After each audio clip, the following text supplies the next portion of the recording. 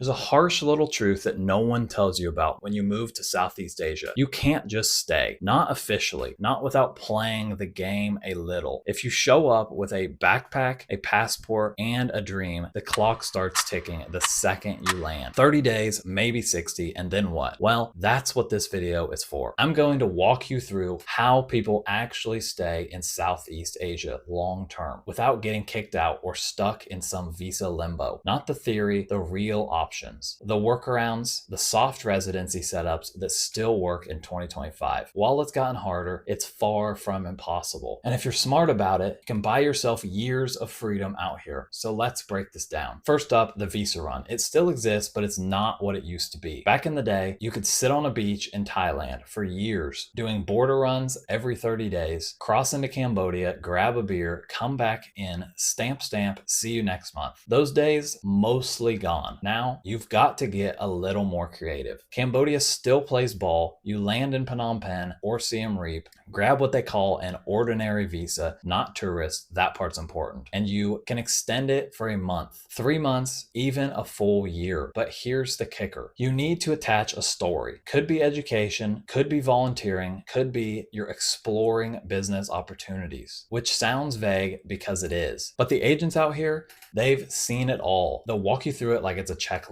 In Laos, same idea. People used to do the old capital city shuffle. That was the expat term for doing a quick Thai visa run, grabbing a double entry visa, posting up near the Mekong for a few nights, then hopping back into Thailand like nothing happened. It's thinner now, but still doable with the right paperwork and timing. Vietnam and Indonesia, though, they're cracking down. The days of breezing through with a tourist e-visa and just working remotely from a rooftop cafe are fading. Visa agencies are stricter, immigration offices are nosier, and overstayers are getting flagged faster than ever before. You want to stay long term now? Show them something solid. Let's be real. Most of us aren't arriving in Southeast Asia with a lawyer on speed dial and a visa consultant in our back pocket. What most people actually do, at least in the beginning, is a sort of slow motion shuffle across borders. You spend 30 days in Thailand, hop over to Cambodia for a weekend or two, come back for another 30, maybe slide over to Malaysia or Vietnam when the rules get sticky. It's not a long-term strategy, but it's a surprisingly common way people get their foot in the door. And yeah, it's a gray zone. Immigration knows what you're doing, but depending on the country, they'll still let it slide for months or even years if you're low-key about what you're doing. Stay in decent hotels, don't overstay, and don't make yourself a problem. That kind of invisible expat lifestyle buys you time while you figure out what it is you're doing next, which brings us to soft residency. There's still weird gray areas in Southeast Asia, not quite residency, not quite citizenship, but more like permission to exist quietly. And if you know where to look, you can build a surprisingly stable life in that gray zone. Let's start with retirement visas. Thailand offers one if you're over 50, not glamorous, I know, but I've met plenty of dudes who hit that age and basically they vanished into a hammock with a pension check every month. You need to show a certain amount in the bank or a monthly pension income, then boom, you're in. You renew it each year, keep a low profile, and you're golden. Clinics are cheap, massages are cheaper, and no one cares what you do with your days. Next, the education visa option. This one flies under the radar for most people. In Cambodia, Thailand, and even Vietnam, there are legit schools, some better than others, that'll sponsor you if you enroll. Language schools, cooking academies, even Muay Thai gyms. For Thailand, this is done through the DTV visa these days. You pay tuition, they file the paperwork, and you get a student visa for 6 to 12 months. This isn't a free option, but it's stable, and no one's really checking if you're turning in homework or actually showing up depending on the school. And here's where things get interesting. The business visa. In Cambodia especially, this has become kind of an open air secret. You register a company, often just a shell, something like Urban Coffee Import Export Solutions LLC, and that business sponsors your stay. You don't have to hire anyone, you don't have to rent an office. On paper, you're an entrepreneur. In in reality, you're still freelancing in cafes or running an online store. There are agents who handle this entire thing for a few $100. They'll file the business paperwork, get your visa stamped, and even remind you when it's time to renew. Is it bulletproof? No, but people have lived in Phnom Penh going on a decade doing this exact dance, and they're doing just fine. If you're feeling especially bold, there's the marriage route. I'm not recommending it. I'm just saying it exists. People meet, some fall in love or something like it, and suddenly that tourist visa turns into a spousal visa. It comes with its own complications and paperwork, but for some, it's the path they need. All of this to say, you can stay, but at some point, you've got to pick a lane. Tourist optimism won't carry you forever, and most of these lanes, they require knowing the right people. Here's the part no one puts in their Instagram captions. Local relationships matter more than any visa stamp you can get, and I don't just mean dating someone from here, though yeah, that can help too. I mean finding contacts, fixers, agents, a landlord who knows someone at immigration, a school director who's sponsored 400 expats before you, a motorbike guy who's also moonlighting as your visa consultant. A lot of the systems out here, especially in places like Cambodia, Laos, and parts of Vietnam, aren't built on strict rules. They're built on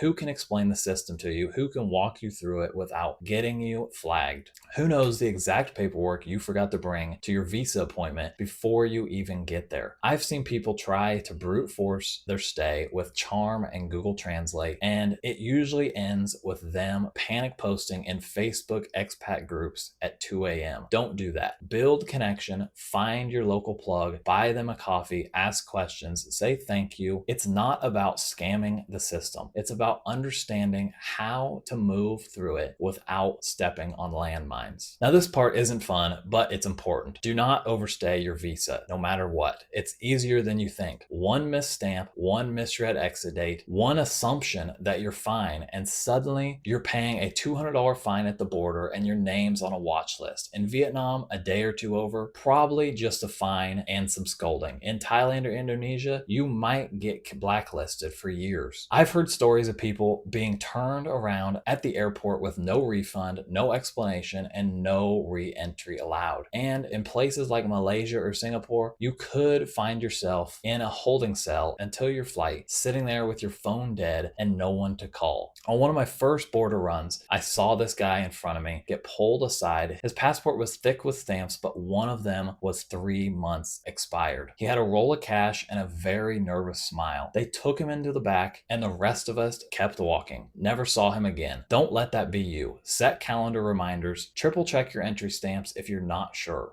Leave early even. There's always another beach. Here's the bigger picture. None of this is permanent. Southeast Asian visa systems are like the weather. They change constantly. What works in July might be gone by Christmas, but that doesn't mean you're stuck. You can string this together. 1 year on a student visa, the next on a business one, the next through a retirement setup. You meet the right fixer, they show you the path to soft residencies. You meet a girl, maybe it becomes something real. You take Thai lessons at a school that doubles as your visa sponsor. You find your rhythm. This isn't forever, but it's enough. Enough to get your feet under you, enough to figure things out, enough to build something real. Even if it's just a slower life, a small apartment, a coffee shop routine, a little business that funds your freedom. So don't get spooked by the paperwork. Thousands of people are living this life right now, legally, quietly, sustainably. They figured out the system that works for them. You can too. Just show up, ask questions, stay humble, and keep your damn visa up to date. Traveling soon? I use Saily for eSIMs, easy setup, solid coverage, and you get 5% off with my link below. No more hunting for SIM cards at the airport. Thanks for watching, and I'll see you in the next one.